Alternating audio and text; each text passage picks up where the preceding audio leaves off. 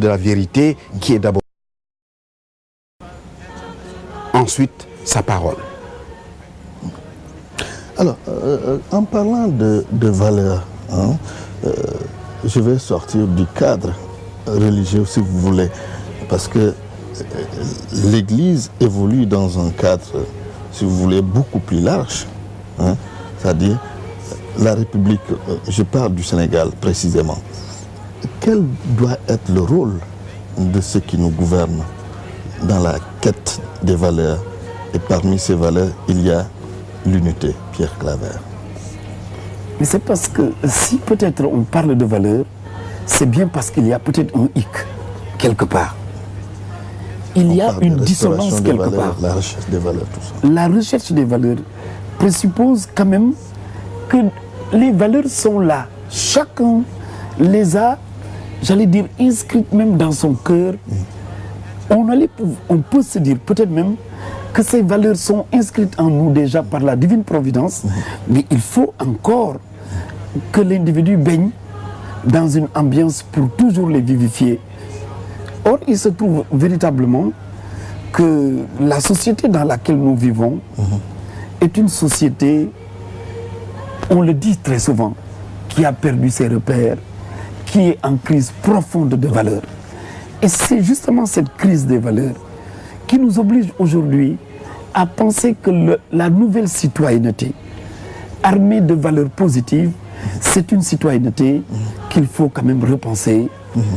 Parce que les dominants, ou l'ordre dominant aussi, a quelques responsabilités par rapport à cette crise des valeurs, qui est quand même peut-être communément partagée. Chacun en a une petite parcelle de responsabilité, parce que quelle que soit la parcelle de pouvoir qui nous a été donnée, nous pouvons charrier des valeurs qui soient des valeurs positives pour la construction du développement et le devenir de notre... citoyenneté peut aider à cela.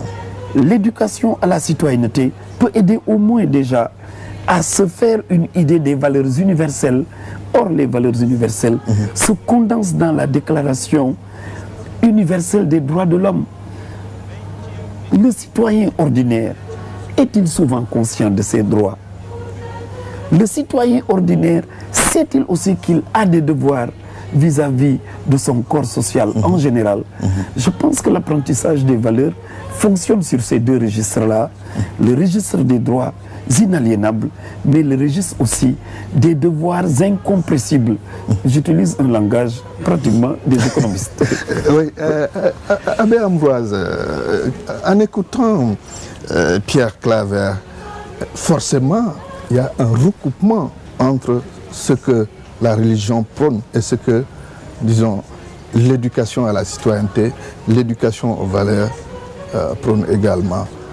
En amont, la religion ou la citoyenneté se recoupent quelque part. En fait, la religion a comme vocation fondamentalement de créer des liens au niveau vertical avec Dieu et au niveau horizontal entre les humains. Donc, tous ces liens sont bâtis sur la base de la foi, sur la base des valeurs, et notamment la valeur de l'amour, de la vérité, de la justice et de la paix. Alors, nous allons terminer quand même cette émission en parlant du pèlerinage marial de Popenguine. On a ouvert avec ça, en parlant de Pentecôte. On va célébrer la 124e édition. Quel doit être le comportement du pèlerin à votre avis? Parce que c'est quand même important, à chaque pèlerinage, il y a le message que les évêques, les prêtres lancent aux fidèles qui doivent se rendre à Popenguine. Le pèlerinage, à mon sens, c'est une démarche de foi. On ne peut s'inscrire que dans cette logique. Mais malheureusement, est-ce que cette démarche de foi est perçue par tout le monde? Vous ne pensez pas? C'est peut-être la raison pour laquelle se nourrir de cette démarche de foi présuppose justement qu'il y ait des textes de cette nature, que tous soient un. Parce que c'est de là, normalement, qu'ils doivent s'alimenter, s'abreuver même, pour devenir des citoyens ragaillardis et des chrétiens aussi, que l'on va pointer du doigt. Voilà, regardez comment ils sont unis. qui vivent selon les valeurs de leur religion. Voilà. Ouais. Abbé, quel doit être le comportement du pèlerin? Parce que c'est demain qu'on va célébrer la 124e édition du pèlerinage marial de Popenguine. Le pèlerin est un être croyant qui est en marche à la recherche de Dieu, à la recherche de la communion, à la recherche de l'harmonie entre Dieu et lui-même, entre lui et les autres.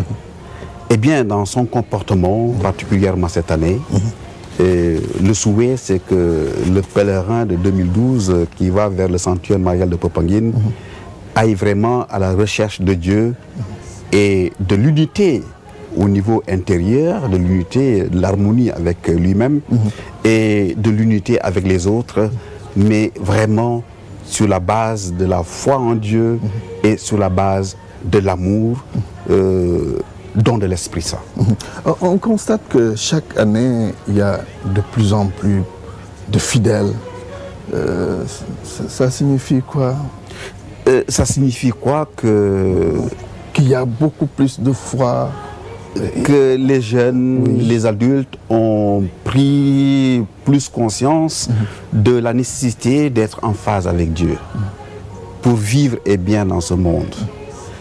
Beaucoup ont eu tendance à vider Dieu, le divin, de leur vie, et ça a mené aux catastrophes. Hein? Les guerres tribales, les guerres politiques, les divisions dans les partis, etc. Eh bien, le pèlerinage nous fait acquérir une autre attitude. C'est l'attitude de ce croyant humble, confiant en Dieu, docile à l'esprit et qui s'engage à construire son être et à construire sa communauté et à construire sa nation, à construire le monde. Oui, beaucoup y vont, hein, peut-être pour se confier à la Vierge Marie. C'est ça d'ailleurs, pour se confier à la Vierge Marie. Ça signifie, à votre avis, qu'aujourd'hui, la Vierge Marie est bien célébrée au Sénégal, même partout ailleurs, hein, si vous voulez. Mais, Vierge Marie, ce que j'en sais, c'est que c'est la mère de l'Église.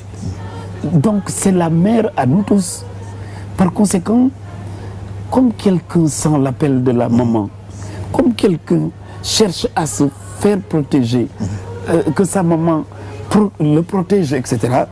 Je pense que c'est cette demande accrue de protection par rapport à nos difficultés existentielles et à nos angoisses même de vie. Nos angoisses, oui. Et c'est peut-être la raison pour laquelle elle est beaucoup plus sollicitée.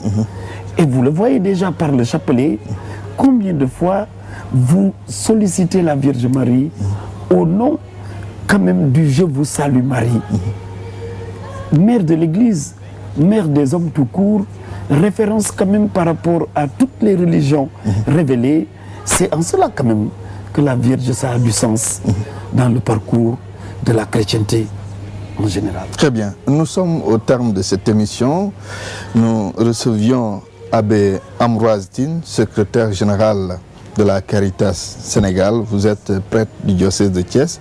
Abbé, merci. Je rappelle que vous allez nous accompagner tout au long de ce pèlerinage. Oui, je vais vous accompagner avec beaucoup de joie. Merci. En vous rappelant que avant la Pentecôte, Jésus nous a laissé deux choses essentielles. Il nous a fait deux dons essentiels. Le don de l'Esprit et le don de sa maman comme mère de l'Église et du monde. Merci beaucoup. Merci également à Pierre Claver Ndion. Vous êtes philosophe, vous êtes chargé du projet Éducation aux valeurs, un projet que vous a confié le cardinal Théodore Adrien Sarr. Merci à nos très chers téléspectateurs. C'était l'émission spéciale consacrée à la 124e édition du pèlerinage marial de Popenguine.